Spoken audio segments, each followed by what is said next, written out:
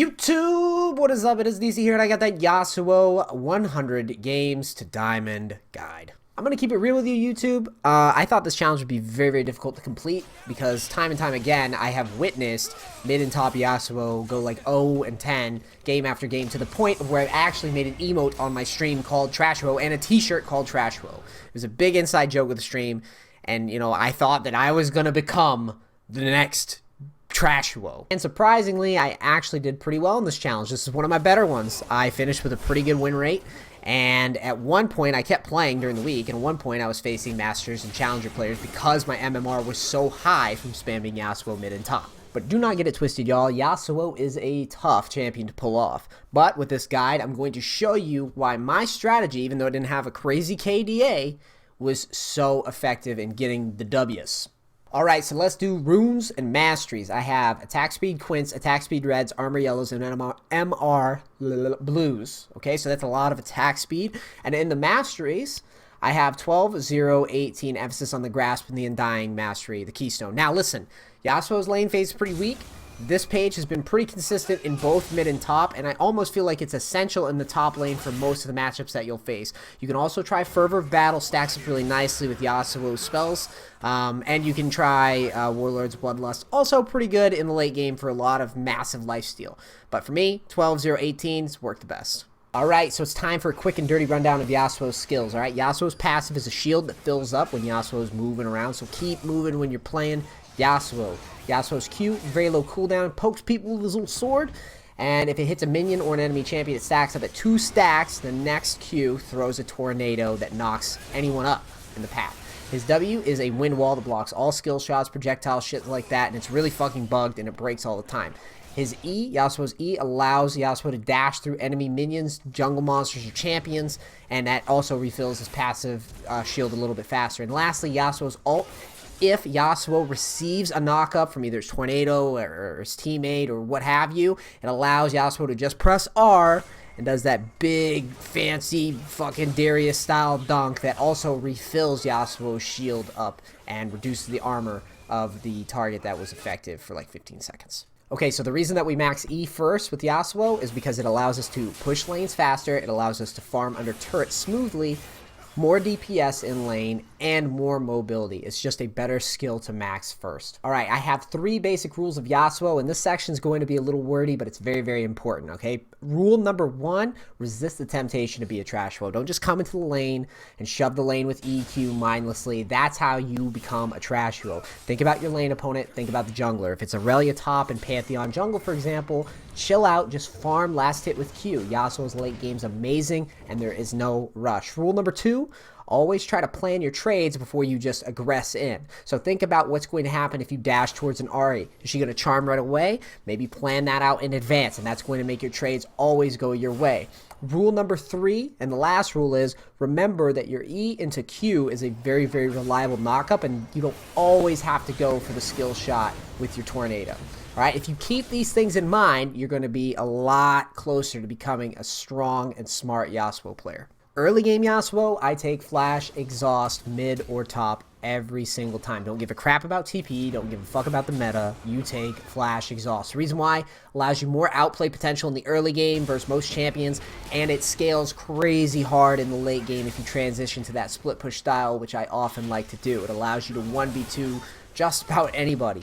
It's really, really strong. Take it. Now, in the early game, you must decide whether it is smarter to pull the lane or push the lane, depending not only on your matchup, but the jungler that you are facing as well. So, for example, if you're facing like a Pantheon or a Rek'Sai jungle, you might just want to let the lane come to you. But if your laner is like an Ahri and the jungler is like a Malphite or a Diana, something that you can push around and not be afraid of getting ganked, then by all means, push that guy to the turret, force him to last hit under turret, and accumulate that gold lead. Any option is viable, but it is on you to make the appropriate decision. In the middle of the game, you should be looking to build towards Static Shiv and Triforce. Okay, Static Shiv is normally the first item that you would go in the mid lane, and then Triforce is normally the first item you would go in the top lane. The reason why is because if you go Phage into Triforce, you're normally going to have a little bit better chance to survive some of the more heavy ganks that you're going to get in that long lane. In the mid lane, though, if you're pushing your lane around and you're not getting caught, going Static Shiv allows you to shove lanes, roam, pressure turrets and invade the enemy's jungler and do shit like that. This is the part of the video where I remind my audience that KDA and high damage doesn't necessarily mean everything when it comes to winning or losing, alright? The reason that my win rate was so good in this challenge is because I played in a way that allowed me to survive most of my lanes and get items that not only do damage, but keep me alive in those big team fights. And additionally, shred turrets really fucking fast with Triforce. I think I only built Infinity Edge like maybe once in this challenge, and it was only because I was really fucking fed. So don't get baited into this idea that you need some crazy damage build to carry the games. You don't. And you don't need a crazy KDA. Late game items, I normally get a Bloodthirster and then a Sterix Gauge, and I'm a pretty strong team fighter and duelist, and then things get interesting because you can either split push or team fight. I normally split push if I'm the most fed person in the room. I can 1v1 just about anybody, and I can survive the majority of the 2v1s that teams are going to throw at me.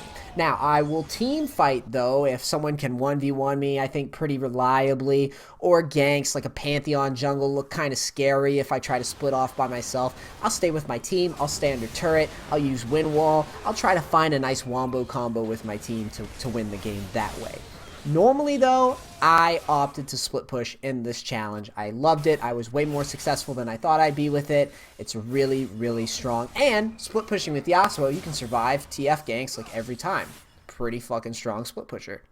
In conclusion, a good Yasuo player in the early game will play aggressive or passive depending on his lane matchup and the jungler that he's facing. A good Yasuo player will push in the mid game with his Triforce Shiv combo. He'll shred turrets down. He'll use his wind wall to siege aggressively and take those objectives. And a really good Yasuo player in the late game will oftentimes be splitting, using his 1v1 advantage, or team fighting when he can't 1v1, because either way you play Yasuo is a pretty strong option if you've got that farm and you've got those big items.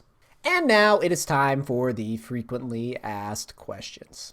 One time I played top lane, I had this guy, he told me I need to take a teleport, and I told him no, and I didn't take teleport, and he reported me. You tell me why I need to take a teleport. You do not need to take a teleport. And to be honest, I think that it's actually harder to take teleport in the top lane, because most of the time, as you go up, the jungler and the top laner will dive you. So not only do you have the added 1v1 outplay potential that I was known for in this challenge, but I could survive more dives because I had the exhaust to help try to bail me out if the jungler wanted to camp me. And if you get camped and you don't have an exhaust or some defensive summoner spell, it's gonna really fucking hurt. So trust me on this one. I played a lot of Yasuo top in this challenge, and it worked for me. When do I buy Phantom Dancer? And when do I buy Static Shiv? The long story short on this one is I felt like Static Shiv was better for pushing faster, and that Phantom Dancer was better if I really, really wanted to duel and 1v1 people more often. And also, don't forget before the end of this video that if you're facing a heavy AP team, make sure you buy Hex Drinker into a Maw, and that'll really, really help with that as well. Well, I think that about does it for the 100 games to Diamond Yasuo guide. Guys, thank you so much. Seriously, thank you so much for watching this video. And if you enjoyed it, you know, all the YouTube bullshit, like, subscribe, share the video with friends. Your guys' support is why I keep pumping these videos out so fast. You guys motivate me, straight up. And yeah, I hope it really helps your Yasuo game. And, you know, leave some comments or whatever. If you got any questions, I'll try to get to them when I can. Or just visit me on the stream, and I'll be there. Thank you guys so much. Remember, don't you dare be a fucking Trashuo after watching this video. All right, guys, love you. Peace, crackers.